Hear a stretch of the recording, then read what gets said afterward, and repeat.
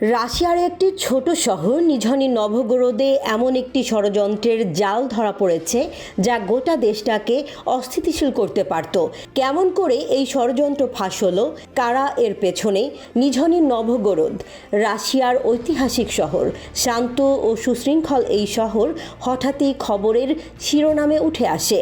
রাশিয়ার গোয়েন্দা সংস্থা এফএসবি এখান থেকে একজন জার্মান রাশিয়ান দ্বৈত নাগরিককে আটক করে, কিন্তু তার বিরুদ্ধে অভিযোগ কি? রেলপথে বিস্ফোরণ ঘটিয়ে সরবরাহ শৃঙ্খল ধ্বংস করার ষড়যন্ত্রে জড়িত এই জার্মান। টাইমস অফ ইন্ডিয়ার প্রতিবেদনে বলা হয়েছে, রাশিয়া ন্যাটোর নাশকতার পরিকল্পনা নস্যাৎ করেছে। 2003 সালে জন্মগ্রহণকারী এই যুবক ইউক্রেনীয় গোপন পরিষেবা এসবিইউ এর সাথে যোগাযোগ রাখতেন বলে অভিযোগ। তার বাড়ি থেকে উদ্ধার করা হয়েছে একটি ইম্প্রোভাইজড এক্সপ্লোসিভ ডিভাইস আইইডি। কিভাবে এফএসবি এই ষড়যন্ত্রের ছক ধরল? এফএসবি জানিয়েছে, অভিযুক্ত ব্যক্তিকে ইউক্রেনীয় গোয়েন্দারা এই মিশনের জন্য নিয়োগ করেছে। ভিডিও ফুটেজে অভিযুক্ত স্বীকারোক্তি দিয়েছে, প্রথমে ছোট ছোট নাশকতার জন্য অর্থ দেওয়া হয়েছিল, যেমন রেলপথে ফিউজ বক্সে আগুন লাগানো বা ইউক্রেনীয় পন্থী গ্রাফিতি আঁকা।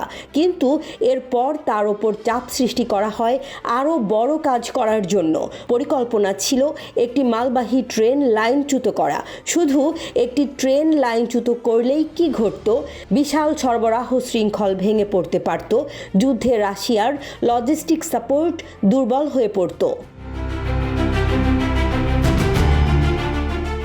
এই ষড়যন্ত্র কিন্তু কেবল একটি ব্যক্তির কাজ ছিল না, এটি ছিল একটি বড় পরিকল্পনার অংশ। রাশিয়া দীর্ঘদিন ধরে দাবি করে আসছে যে ইউক্রেনীয় বিশেষ পরিষেবা রাশিয়ার অভ্যন্তরে নাশকতা চালানোর জন্য দল গড়ে তুলেছে।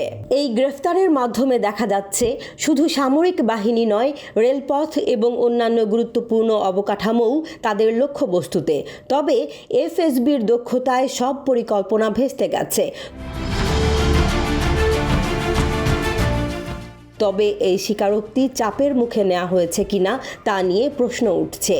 এমনকি তার মুখ ভিডিওতে ঝাপসা করা ছিল, যা বিষয়টিকে আরও রহস্যময় করেছে। রাশিয়া আবারও দেখিয়েছে কেন তারা এক অপ্রতিরোধ্য শক্তি। 2022 সালে যুদ্ধ শুরু হওয়ার পর থেকে এ ধরনের নাশকতা রুখে দেওয়ার ঘটনা রাশিয়ার সুরক্ষা ব্যবস্থার শক্তিশালী অবস্থানকে তুলে ধরেছে। এদিকে জার্মান পররাষ্ট্র মন্ত্রণালয় এই ঘটনার পরপরই সন্দেহভাজন নাগরিকের কনসুলার অ্যাক্সেস দাবি করেছে। কিন্তু রাশিয়া দ্বৈত নাগরিকদের শুধুমাত্র রাশিয়ান নাগরিক হিসেবেই দেখে। ফলে কনসুলার অ্যাক্সেস নিয়ে একটি কূটনৈতিক বিতর্ক দেখা দিয়েছে। এই গ্রেফতার একটি বিষয় স্পষ্ট করে দিয়েছে, রাশিয়ার অভ্যন্তরে শত্রুদের কাজ সহজ নয়। রাশিয়ার নিরাপত্তা ব্যবস্থার এই জয় শুধু একটি ষড়যন্ত্র নস্যাৎ করা নয়, এটি ছিল তাদের শক্তিমত্তা এবং গোয়েন্দা দক্ষতার অনন্য প্রদর্শনী।